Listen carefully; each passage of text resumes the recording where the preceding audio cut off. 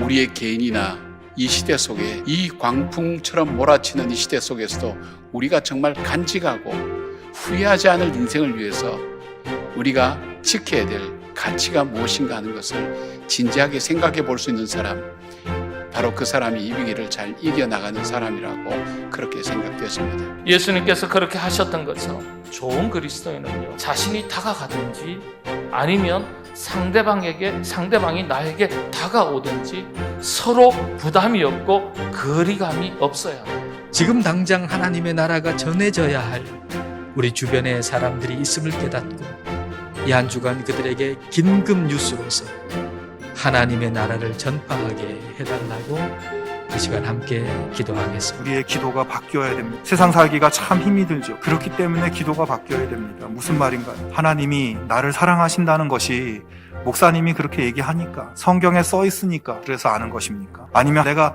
경험해 봐서 아는 것입니까? 지금 당장 억울하다고 현실에 매몰되지 말라. 성경적 방법으로 땀 흘리고 수고하면 하나님은 보상해 주신다. 성탄을 어떻게 기다리고 있습니까?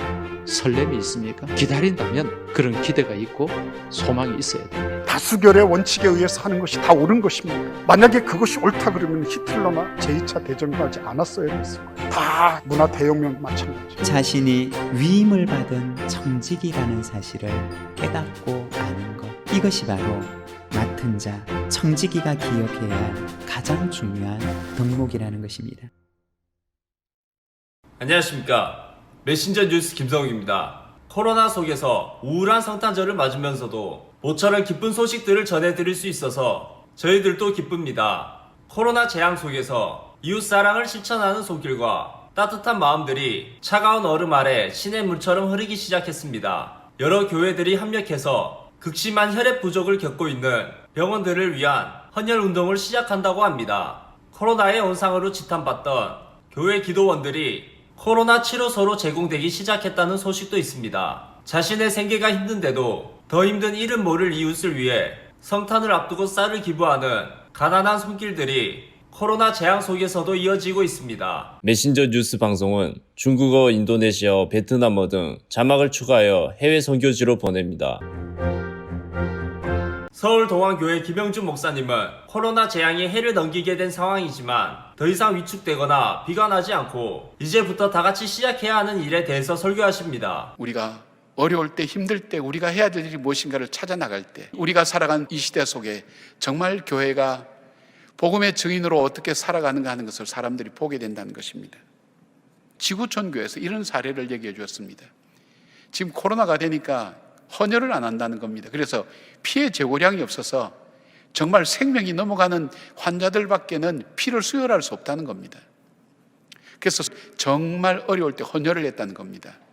방역을 하면서 철저하게 했는데 그것이 교인들 자신들에게도 엄청난 격려가 되고 그것이 좋은 사례가 되면서 성남 이쪽 지역에서는 여러 교회가 함께 참여하는 계기가 되었다고 그렇게 이야기를 들었습니다. 그런데 그 모인 목사님들이 전부 다 좋다고, 우리가 가장 하기 어려울 때 할 수 있는 것이 뭘까? 생명을 구하는 피가 아니겠는가? 그렇다면 우리도 헌혈을 하자. 일시적으로 성탄절에, 그리고 더 나가서 우리가 부활절에는 모든 그리스도인이 할 수 있도록 그렇게 우리가 이런 운동을 일으켜자. 정말 죽어간 사람은 피가 없어서 죽어가는 일이 없도록 하자고 그렇게 결의를 했습니다. 우리 교회에서는 12월 25일 성탄절 날과 12월 27일 날 주일날 그렇게 하기로 결정을 하고 적십자와 지금 교섭하고 있습니다. 사람들이 염려합니다. 목사님, 저 코로나가 이렇게 많아지는데 이것 자체가 위험한 일이 아니겠습니까? 그렇습니다. 위험하기 때문에 아무도 하지 않는 겁니다. 위험하기 때문에 우리가 하는 것이 더 가치가 있는 겁니다. 밤이 깊으면 깊을수록 밤하늘의 별들이 더 빛나듯이 우리가 위험을 무릅쓰고 피가 없어서 죽어가는 그 사람을 그대로 둘 수는 없습니다. 우리가 함께 할 수 있다면 이 시대 속에 많은 사람들 가슴 속에 피를 넘어서 생명을 같이 나누어주는 따뜻함이 분명히 증거되고 나타나리라고 생각됩니다.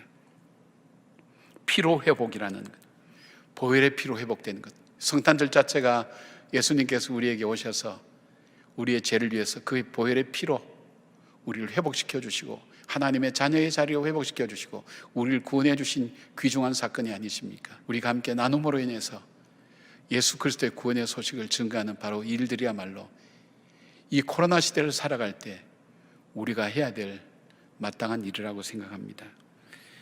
부산 진교회 신충우 목사님은 코로나로 우리도 힘들지만 비교할 수 없을 정도로 비참한 환경에서 살고 있는 가난한 나라 사람들을 작게라도 돌보는 것이 성탄의 의미라고 설파하십니다. 19년 성탄절에 우리는 가난한 성탄절에 관한 말씀을 실천하는 시간을 가졌습니다. 교우들께서 기쁨으로 동참해 주셨고 하나님의 사랑을 기억하며 감사함으로 드렸던 성탄헌금의 전액을 어려움과 공경에 처한 우리의 이웃들을 위해서 전액 사용을 하였습니다. 우리의 비움을 통해서 우리 주변의 이웃들이 채움을 느꼈고 우리의 가난의 짐을 통해서 우리 주변의 이웃들이 부요함과 위로를 느끼는 그러한 시간을 가졌습니다. 그 후 1년이 지났고 또다시 우리에게는 가난한 성탄절이 찾아왔습니다. 얼마 전에 네팔에서 선교하시는 손원석 선교사님께서 본부의 연락을 받고 본국으로 귀국하셨습니다. 청년 시절에 중도 실령을 하게 되었고 그 이후에 하나님께서 부르셔서 목사로 임직을 받고 네팔에서 시각장애인들 가정을 섬기는 그런 사역을 감당하고 있습니다. 약 50여 가정의 시각장애인 가정과 그리고 자녀들을 돕고 있는데 코로나로 인해서 많은 어려움을 겪고 있다라고 하는 이야기를 들었습니다. 네팔에서도 향을 만들어서 파는 일들을 이 시각장애인들에게 특화해서 주었다고 합니다. 그런데 코로나 상황이 생기니까 모든 가게들이 문을 닫게 되었고 향을 팔아서 생계를 유지할 수 있는 일을 하지 못하게 되었다라고 하는 그 이야기를 들었습니다. 코로나 상황은 더욱 심각해질 것이라고 얘기를 하고 시각장애인 가정들은 자신의 힘으로는 그 생계를 이어나가기 어려운 그러한 상황 가운데 직면해 있다고 합니다.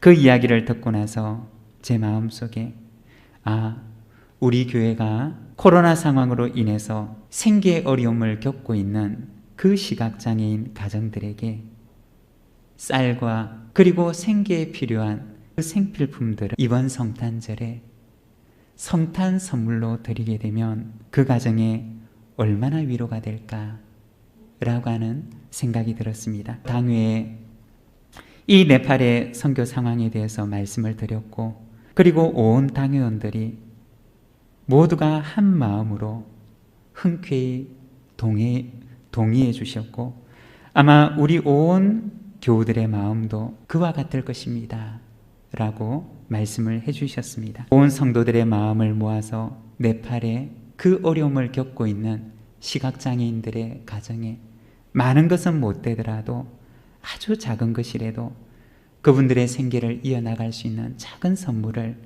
전했으면 좋겠습니다. 성탄은 하나님께서 우리를 위하여 당신을 비우심으로 당신의 전부를 우리를 위해 나누어 주신 날입니다. 그리고 하나님께서는 오늘 우리에게도 세상을 향한 위로와 선물이 되기를 원하십니다. 대전제일교회 김철민 목사님은 코로나 재앙과 경제의 동시 위기를 극복하려면 내가 당장 급한데도 더 급한 남을 먼저 도왔던 우리들의 빛나는 전통을 오늘에 되살려야 한다고 강조하십니다. 교회가 큰 건물을 짓고 엄청난 부동산을 가지고 어떻게 하고 그게 우리의 목표가 아니에요.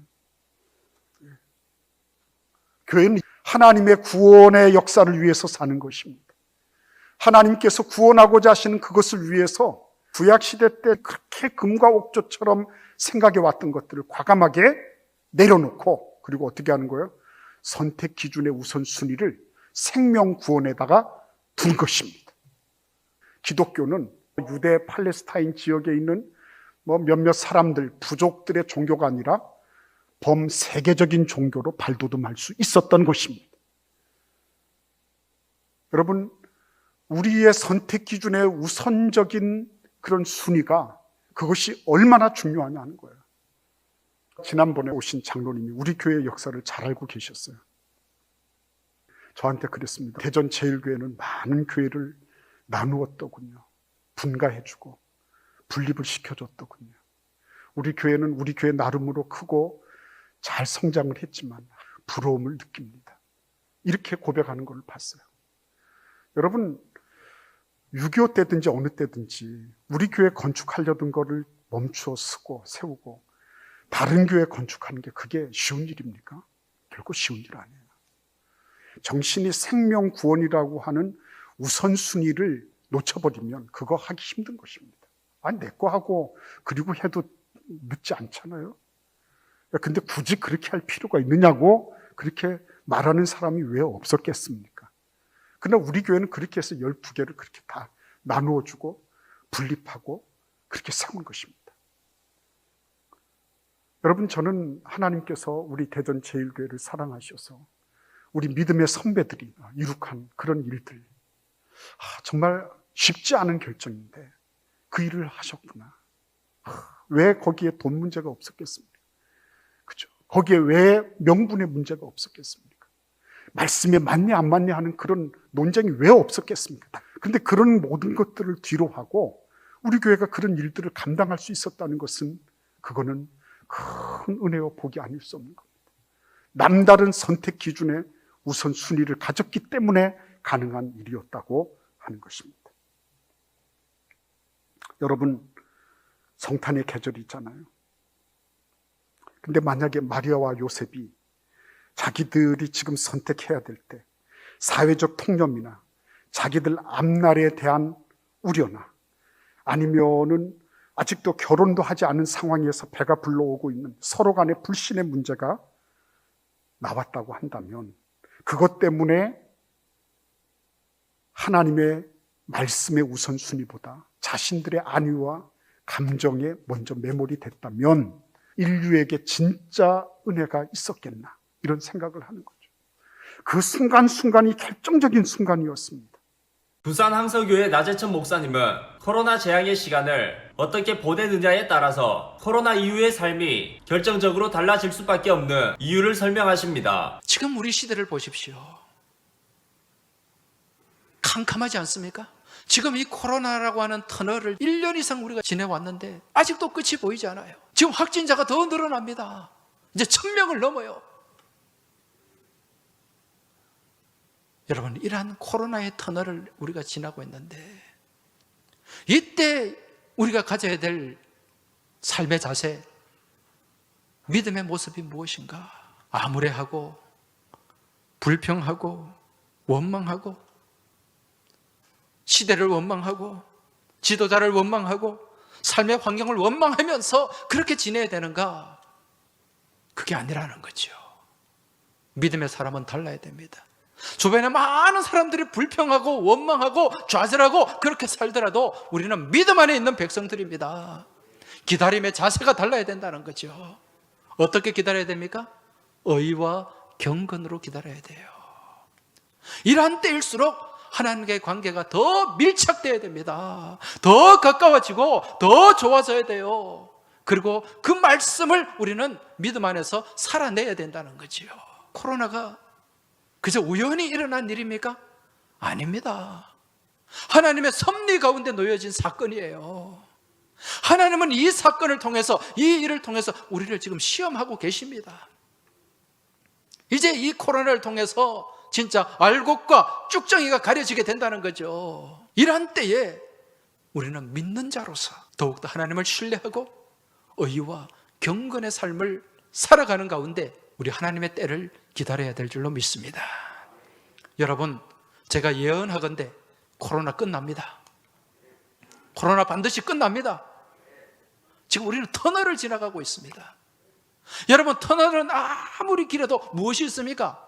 끝이 있어요. 이 긴 터널을 지나가는 동안 우리는 믿음의 모습이 나타나야 됩니다. 하나님을 향한 의와 경건이 우리 가운데 채워져야 된다는 거예요. 하나님 이걸 보시기 원합니다. 우리는 하나님의 약속을 붙잡고 오늘도 믿음 안에서 삶을 살아야 될 줄로 믿습니다.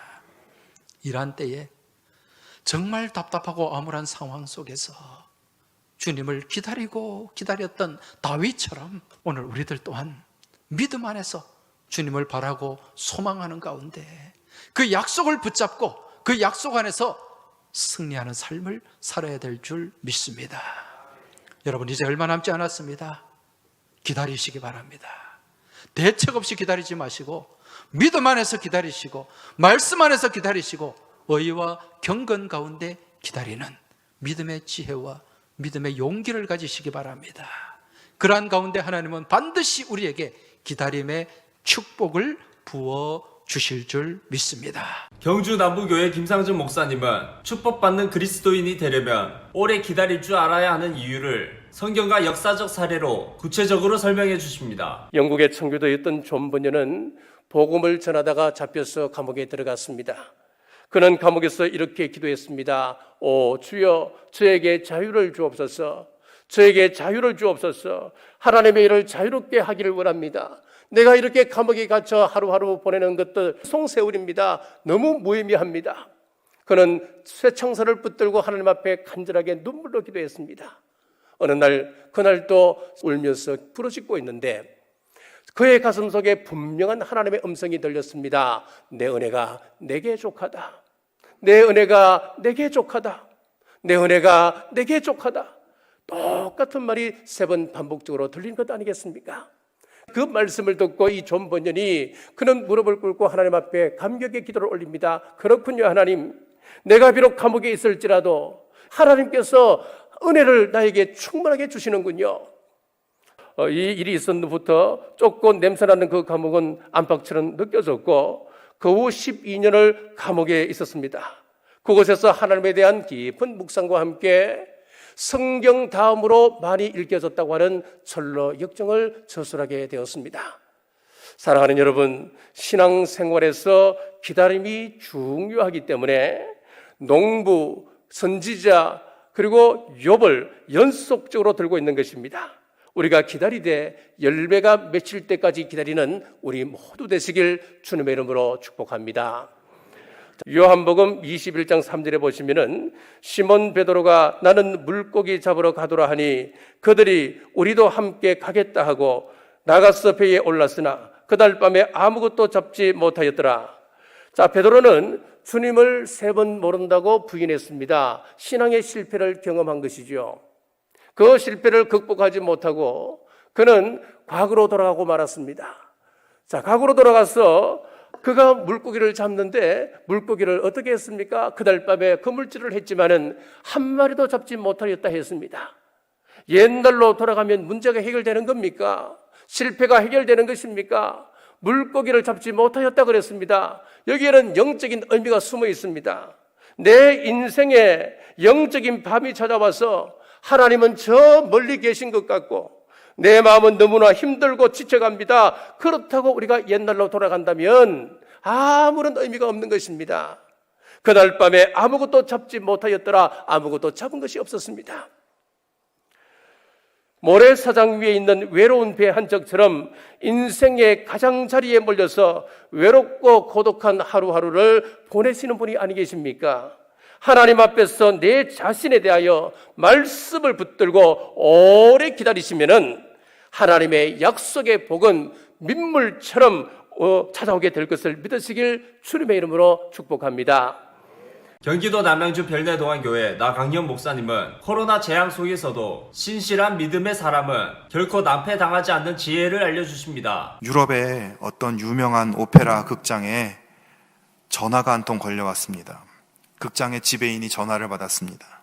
어떤 여자분이 아주 다급한 목소리로 이야기를 합니다. 거기 무슨 극장이죠? 혹시 어젯밤에 다이아몬드 목걸이를 하나 줍지 못했나요? 제가 어제 그 극장에서 공연을 보았는데 목걸이를 잊어버렸습니다. 그 극장에서 잃어버린 것 같은데 혹시 보지 못했습니까?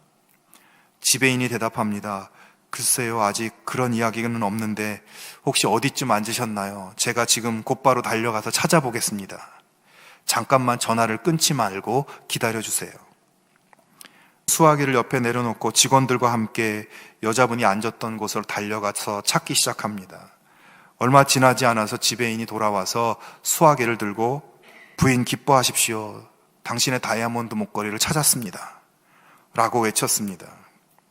하지만 지배인이 그렇게 기쁜 소식을 전했지만 저쪽에서는 아무런 응답도 없는 것입니다. 여보세요, 여보세요. 목걸이를 찾았다고요. 그 여인은 지배인이 다이아몬드 목걸이를 찾으러 간 잠깐의 시간을 기다리지 못하고 그냥 포기하고 전화를 끊어버린 것입니다. 극장 지배인은 그 이후에 그 전화가 어디서 걸려온 것인지, 누구인지 추적하려고 백방으로 애써 보았지만 결국 그 부인을 찾지 못했다고 합니다.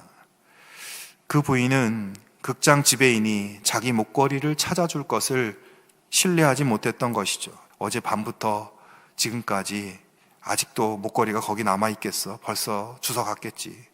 하고 끊어버린 것이죠. 그에게 있어서 유일한 희망은 극장 지배인이었지만 그를 믿지 못한 것입니다. 오늘 본문 12절을 보시면 하나님의 날이 임하기를 바라보고 간절히 사모하라 라고 말씀하고 있습니다. 기다리는 것을 어떻게 해야 되는가? 그날이 반드시 올 것을 신뢰하고 간절히 사모함으로 변함없이 바라보며 기다려야 한다는 것입니다. 다른 대안이 없고 다른 방법이 없다. 오직 주님이 오시는 것 외에는 다른 길이 없다는 것을 인정하고 전화를 끊지 말고 주님의 날이 임하기를 간절히 사모하라는 것입니다.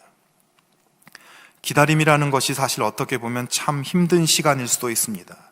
그래서 그 기다림의 시간 속에 믿음이 흔들리기도 하고 믿음을 떠나기도 하고 잘못된 믿음으로 변하기도 합니다. 그래서 오늘 사도 베드로도 예수님이 오시기를 기다리고 있는 성도들에게 기다림의 시간을 어떻게 보내면 좋을지를 권면하고 있는 것이에요.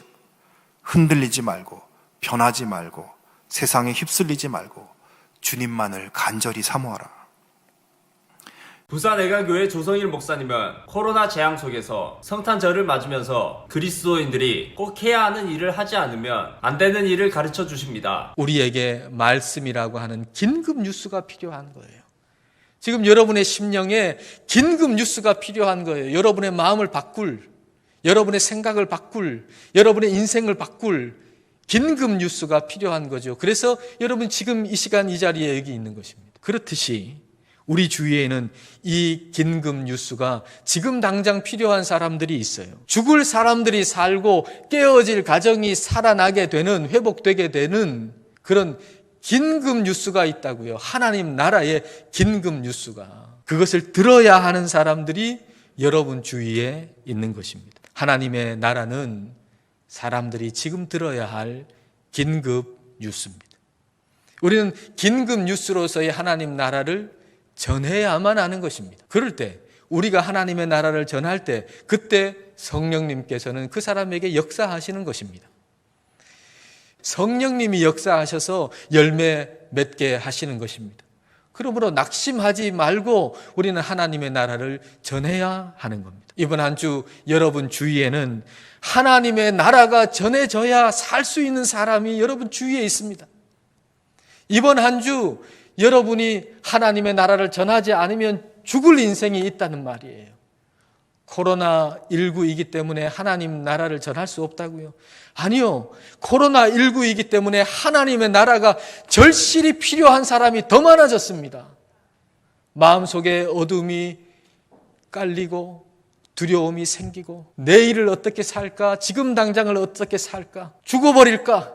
라고 생각하는 사람이 여러분 주위에 더 많아졌다고요. 여러분을 통해서 하나님 나라가 전해져야만 하는 것입니다. 여러분을 통해서 하나님 나라가 전해질 때 그 마음속에 어두움과 두려움과 죽음의 공포가 사라지고 살 사람이 여러분 주위에 있다는 얘기입니다. 지금 대림절 기간입니다.